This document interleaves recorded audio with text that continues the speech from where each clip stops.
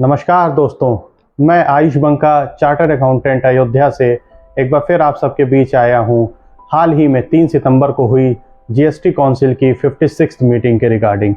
हालांकि 15 अगस्त के दिन हमारे माननीय प्रधानमंत्री जी ने लाल किले से अनाउंस किया कि जीएसटी में आम नागरिक को एक बड़ी सौगात दी जाएगी। इसलिए ये मीटिंग बहुत ही इम्पॉर्टेंट हो रही थी, जिस नज़रिए से इसको देखा जा रहा था। इस मीटिंग में कई महत्वपूर्ण मुद्दों पे बात हुई, मगर आज इस वीडियो में हम लोग बात करेंगे सिन गुड्स के रिगार्डिंग। हमारे आने वाले वीडियो और भी सारी चीज़ों पे, तमाम HSNs पे हम बनाएंगे और आप सबके बीच लाएंगे, मगर आज यह वीडियो हमारे सिन गुड्स यानी कि टोबैको, पान मसाला, गुटखा, इन सब से संबंधित रहेगा। जीएसटी में इस मीटिंग में सिन गुड्स में कुछ रेट के चेंजेस किए गए हैं। रेट के चेंजेस दोनों प्रकार से हुए हैं। जैसे हमारी तेंदू लीव्स, बीड़ी, इन सब पे रेट घटा है, तो कुछ पान मसाला, अनमैन्युफैक्चर्ड टोबैको, गुटखा, इन सब चीज़ों पे रेट बढ़ा भी है। चलिए हम जानते हैं कि किस कमोडिटी पे क्या रेट आया है। जैसे कि तेंदू लीव्स, इंडियन कत्था, इन सब पे तो 18 से घटा करके सरकार ने 5% किया है। साथ ही जो बीड़ी थी उसको 28% से घटा करके 18% किया गया है।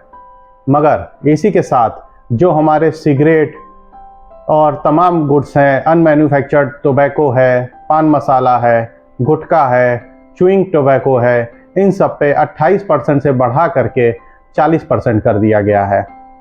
मगर आपको एक चीज़ इसके साथ मैं ये भी बताना चाहूँगा कि 22 सितंबर एक ऐसी डेट रखी गई है जिससे ज़्यादातर कमोडिटीज़ के रेट चेंज लागू कर दिए जाएंगे।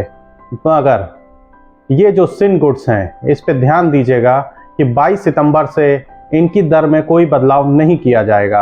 अब इसकी वजह ये है कि इन सिन गुड्स पे एक कंपनसेशन सेस जो अभी हाल ही में लग रहा था, जिसमें इंटरेस्ट और लोन पेमेंट का ऑब्लिगेशंस अभी बाकी है।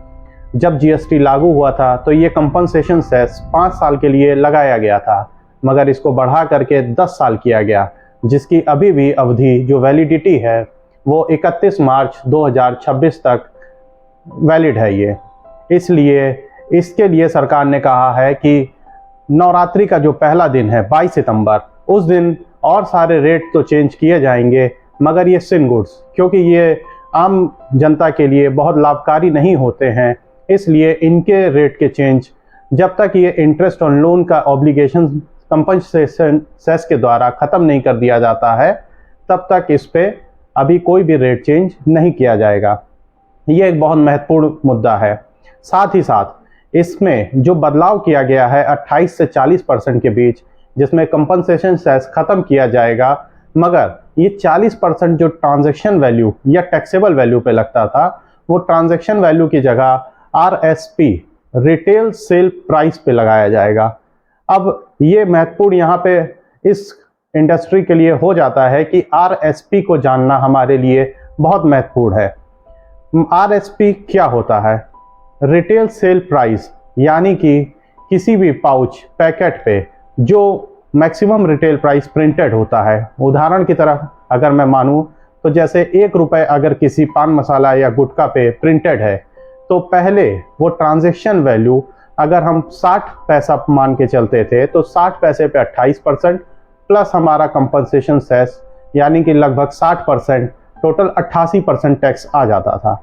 मगर अभी सरकार ने जो नया नियम लाए हैं, उस पर अगर हमारा MRP 1 रुपये है, तो उस 1 रुपये के ऊपर 40%, यानी कि इंडस्ट्री को अब ये कैलकुलेट करना पड़ेगा कि पहले जो दर थी वो हमारी ट्रांजैक्शन वैल्यू पे थी, और सरकार का या लॉ मेकर्स का ऐसा मानना है कि इसमें कुछ मैनिपुलेशंस की गुंजाइश रहा करती थी।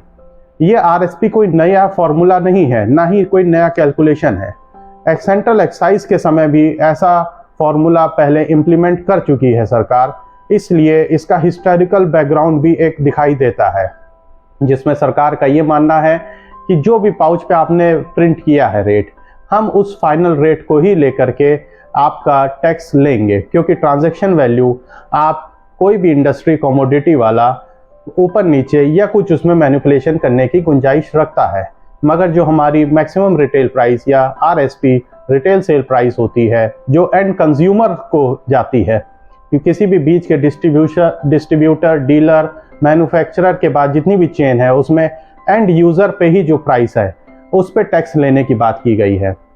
इसका कैलकुलेशन हम अपने नीचे बॉक्स में दिए हुए हैं, आप लोग चाहें तो उसको भी देख सकते हैं, या फिर इस कैलकुलेशन के लिए मैं एक बहुत सिंपल फार्मूला आप लोगों को दूंगा।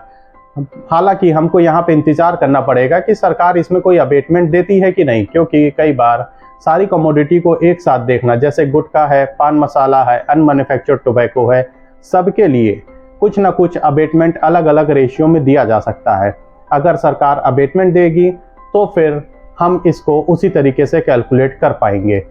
हालांकि ये एक चीज़ बहुत महत्वपूर्ण यहाँ पे है कि ये GST काउंसिल की प्रेस रिलीज़ के अकॉर्डिंग हुआ है, हमें नोटिफिकेशंस आने का भी वेट करना चाहिए यहाँ पे।